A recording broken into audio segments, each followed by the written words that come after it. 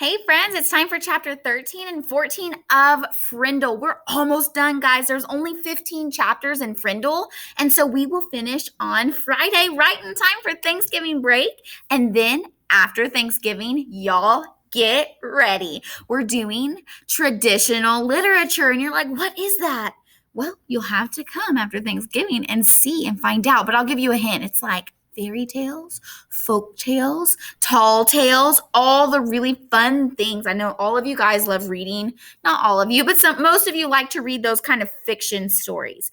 But let's get started with today. So, before we start, I am loving all of the messages I'm getting in my inbox. They're like, add this, do this, connection, prediction here.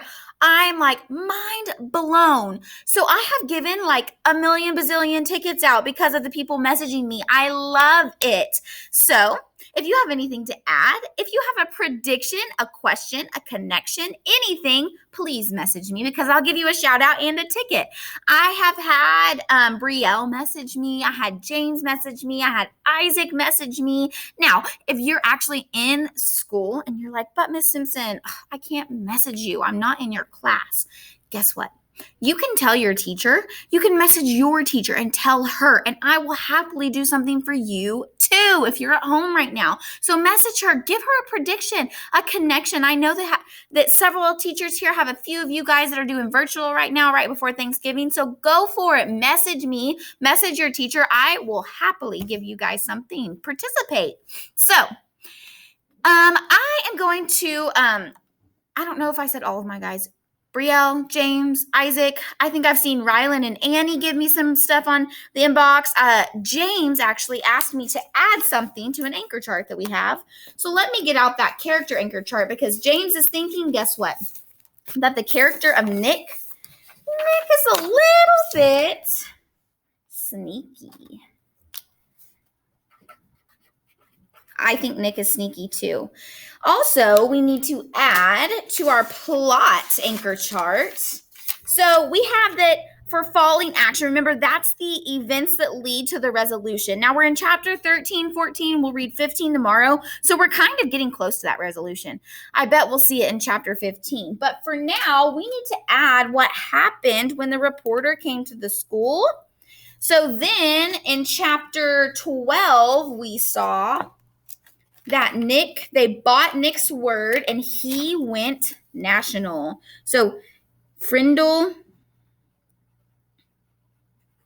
went national. So remember, the reporter got a hold of that word. It went from just being local, like in his town, it blew up. Now there's a bunch of different states that know about it. And he got an interview and he was on TV. Nick was on. He also made money when Ben bought the word. Man, there's a lot of events that are leading up to our resolution. So now, today as we read, we're going to talk about synthesizing. Does anybody remember seeing the synthesizing spiral?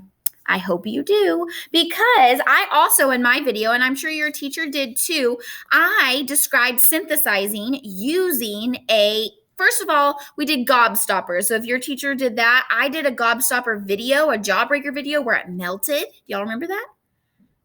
And then I also did these little, these are called nesting dolls. So as we read, our thinking grows and changes just like these nesting dolls do. So let me take all of them out and show you.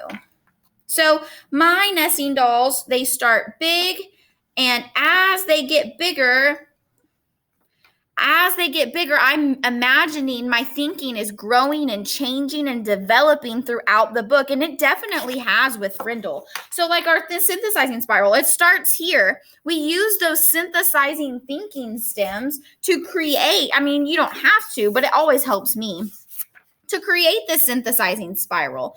So I'm going to go ahead and add some things to the spiral that I started thinking at the beginning of the book. So at the very beginning of Frindle, I was thinking, so I'm just going to start right here. I started thinking, and when at the very beginning, the main thing that I thought was Nick was a troublemaker. And I also thought Mrs. Granger was not very nice.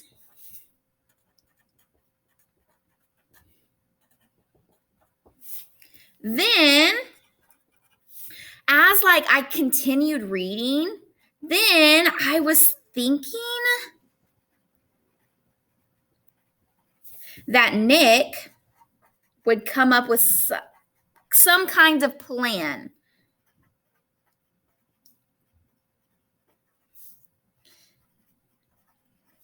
And fool Mrs. Granger.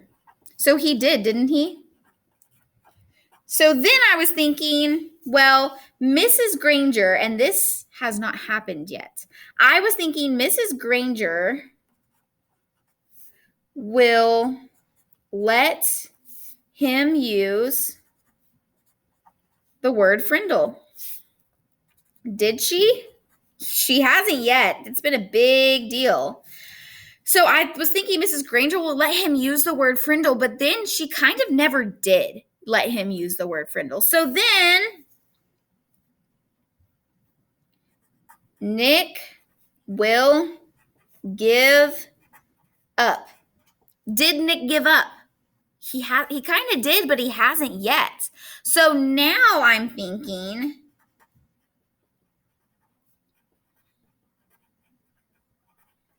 the word will never go away. I think it's just going to keep getting bigger and bigger. And after we read today, we'll see, does the word go away? Does Miss Granger cave? Does she not win the war? We're going to see, what's going on, and we'll be able to add some more to our synthesizing spiral. I'm also going to add stuff after chapter 15, too. So this is just showing you that, you started thinking he was a troublemaker, but then I was like, man, no, he's kind of just a clever kid. And then I thought, well, Miss Granger's going to actually let him use a word. She didn't. So I thought Nick would give up. Well, he didn't. So now I'm thinking the word Frindle will never go away. It's just a constant battle, a constant war. So let's go ahead and read chapter 13 and 14. But life did settle back to normal in Westfield. More leaves fell. Thanksgiving came, then the first snow, then Christmas and more snow. Fall and winter seemed to calm everything down and drive everyone into their own houses. Things were calmer at Lincoln Elementary School, too. Frindle mania was over, but that didn't mean the word was gone. Not at all. All the kids and even some of the teachers used the new word. At first, it was on purpose. Then it became a habit, and by the middle of February, Frindle was just a word, like door or tree or hat. People in Westfield barely noticed it anymore.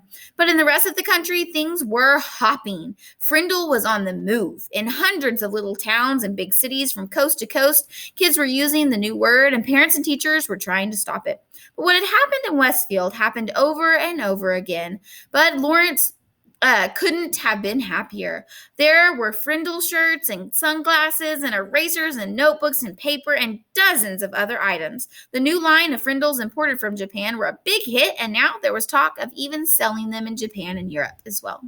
The checks that went into Nick's trust fund got bigger and bigger. Bud opened his own factory in Westfield to make Frindle baseball caps, which created jobs for 22 people. And in March, the town council voted to put up a little sign on the post below the town's name along Route 302.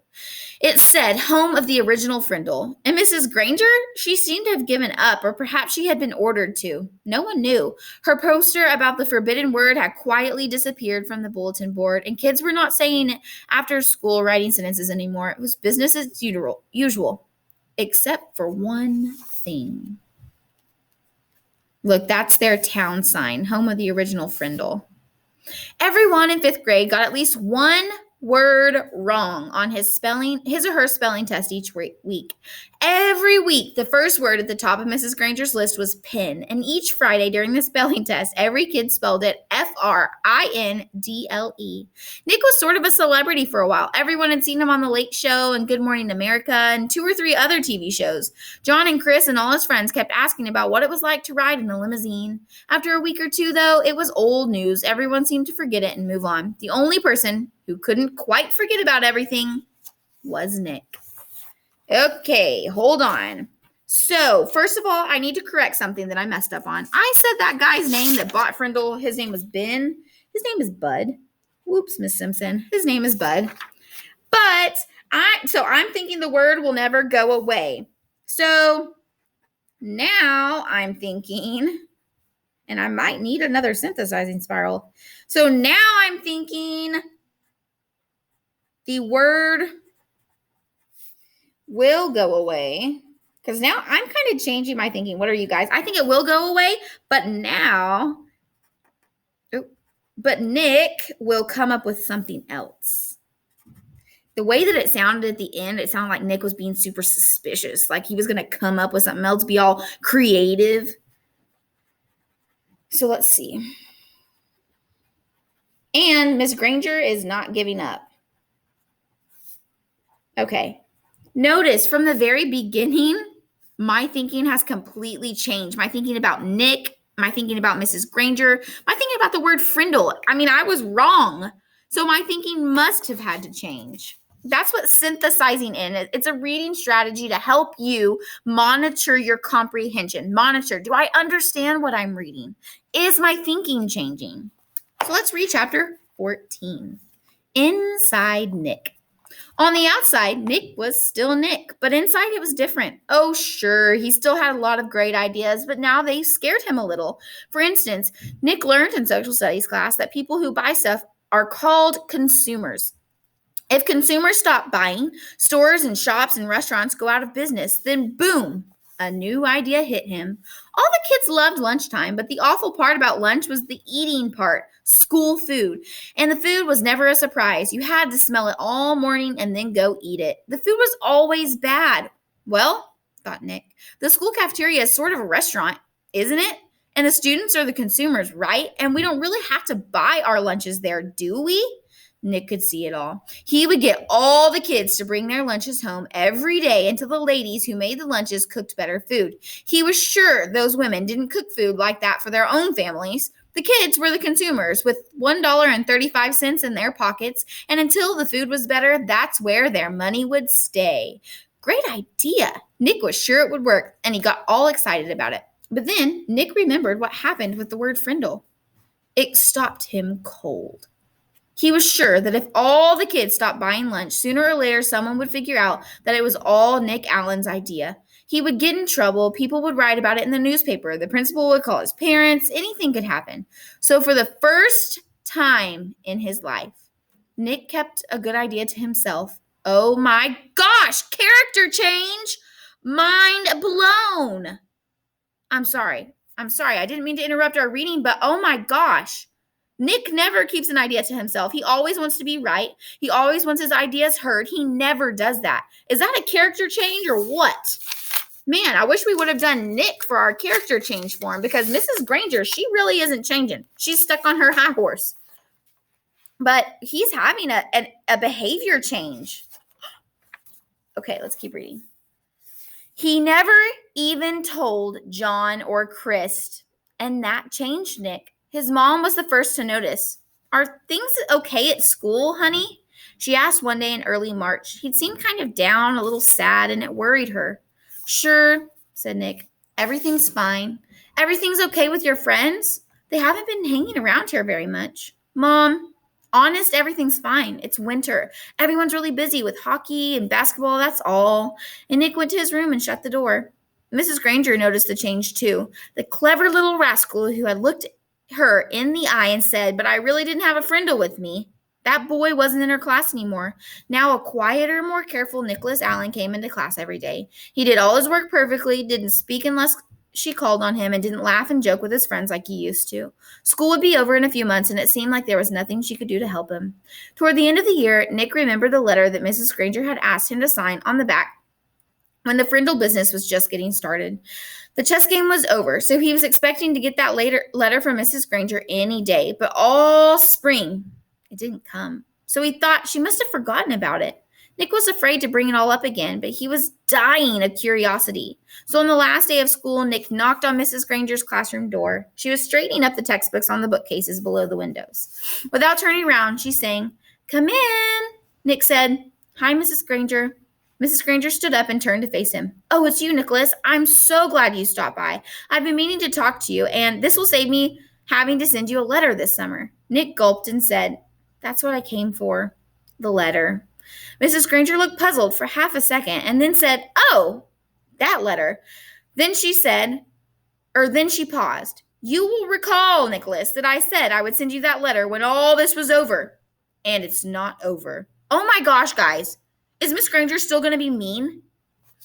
Okay, we've got to write this down. Hold on. So, Nick changed. Nick has changed. So, I was thinking he's going to come up with something else. Well, Nick changed, and he is not going to be the same person.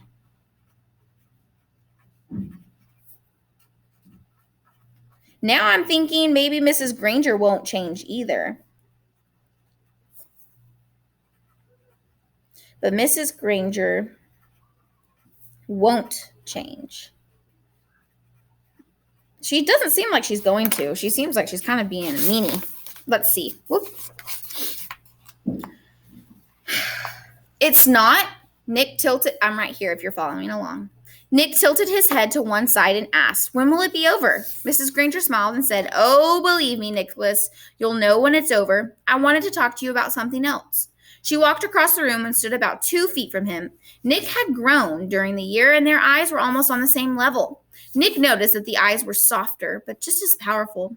"I noticed that you've been very quiet for the past few months. You know, Nicholas, you didn't do anything wrong this year. I know a lot of things happened and a lot of things were said, and you must have had some difficult days here and there.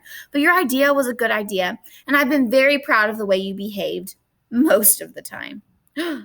Okay, maybe Miss Granger is changing. Nick was embarrassed, but Mrs. Granger kept on talking. "And Nicholas, you have great things to do in this life. I'm absolutely sure you do, and you mustn't let a few hard days trick you into clamming up." Then Mrs. Granger reached out and shook Nick's hand and looked him in the face. Her eyes were turned up brighter than Nick had ever seen them before. She said, "Nicholas Allen, I have enjoyed having you as a student. Now you go out there and have a wonderful summer, and I expect to hear remarkable things about you, young man." Mrs. Granger watched Nick start to leave, but before he got to the door, he turned and said, "Thanks, Mrs. Granger. You have a great summer, too." Then he grinned and said, "And don't forget to buy some new Frindles for next year." Thanks to his little talk with Mrs. Granger, along with a healthy dose of summer vacation, Nick made a full recovery. He was proud that he had made up a new word, and he enjoyed thinking about all the commotion it had stirred up. That one little word had made 5th grade a year to remember. Before he started 6th grade, Nick was Nick again, and all through junior high and high school and college, he proved it. For example, 2 years later, all the school cafeterias in town were serving delicious food at least 4 days a week, all because of Nick, the consumer. And the state superintendent of schools had made a special trip to Westfield to learn why this little town had the most successful school lunch program in the state. And in high school, well, the stories about Nick's other adventures could go on and on and on, but that would delay the end of the story, the one that started when Nick was in 5th grade. Because the end of the story came later. 10 years later. And what was happening to Nick's word during those 10 years? Nothing fancy, nothing exciting. Words don't work that way. Words either get used or they don't. And Frindle was being used more and more. It was becoming a real word. Oh my gosh. Okay, chapter 15 says, "And the winner is." And it's going to be 10 years later. Oh my gosh. Okay, so I said Mrs. Granger won't change. So now I'm thinking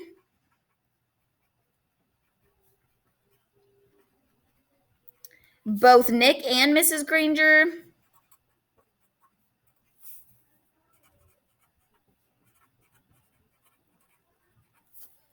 will remember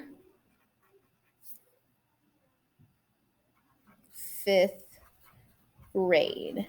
So, okay, and be changed from it. That's what I'm thinking. I want to know what happens 10 years later. Huh. So we do need to add something to our character change with Mrs. Granger. She did change in the middle. Now, we haven't got to the end yet. She did change. We can maybe put it on the end. Somebody, whoever's first, is going to get 4 tickets. Whoever's first in telling me, how did Mrs. Granger change? They will get a shout out tomorrow and they get 4 tickets for telling me how she changed. Now, if you have a prediction, a question, I'll still give you 1 ticket if you send me how she changed. If you have anything at all, we still don't have the resolution. So we're going to wait for that until chapter 15 tomorrow. For your assignment today, you are going to imagine that you could write Nick a postcard. What would you tell him? Do you have questions for him? What would you say at this point in the book? What would you say to Nick? So if you've never seen a postcard before, like this would be like where the stamp goes and the address. This could be where you write things here. You could write things here too. So what would you write on this postcard? What would you say to Nick at this point in the book? Questions? Maybe you can pretend like that that it's Mrs. Granger's letter and he's not going to be able to open it for a while. What would you say to him? All right. I love you. Have fun making your postcard. Make it colorful. Draw a stamp. Have fun with it. All right, guys. Bye.